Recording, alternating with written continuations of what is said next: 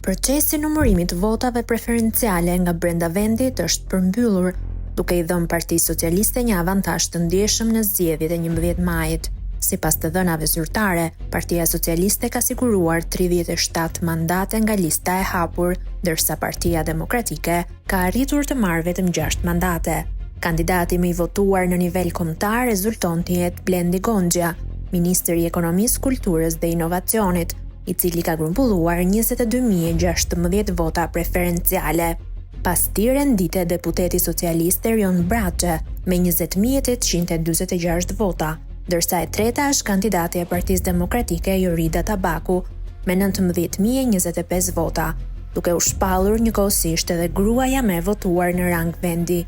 Në radhët e emrave të rinj që kanë tërhequr mbështetje të konsiderueshme, janë Arkend Balla i PS-s në Durrës me 18.715 vota dhe Sara Mile, PS në Elbasan, me 18.626 vota. Ndërkohë bie në sy fakti se 65 kandidat nga parti të ndryshme nuk kanë marrë asnjë vot, një tregues i kandidaturave formale pa angazhim të dukshëm në terren. Në qarkun e Tiranës, gara mbetet e hapur për një mandat mes socialistëve Ornaldo Rakipi dhe Xhemal Çefalia, me një diferencë prej vetëm 130 votash.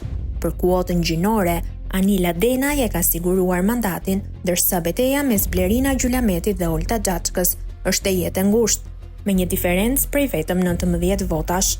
Në Tiranë, përveç Xhaçkës, rrezikon mandatin dhe ish ministri e drejtësisë Tilda Gjonaj, kryetaria e Komisionit Parlamentar të Politikës së Jashtme, Mimi Kodheli, ish kryetaria e Kuvendit Ermonela Felaj, apo kryetaria e Komisionit të Ligjeve Klotilda Bushka.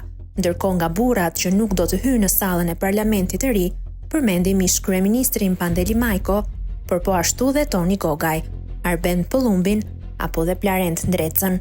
Pritet që votat e Greqisë që arrin në mbi 53.000 të sjellin lëvizje të mundshme në rezultatin përfundimtar, veçanërisht në qarqe si Tirana, Vlora dhe Fieri, ku diferencat mes kandidatëve janë minimale.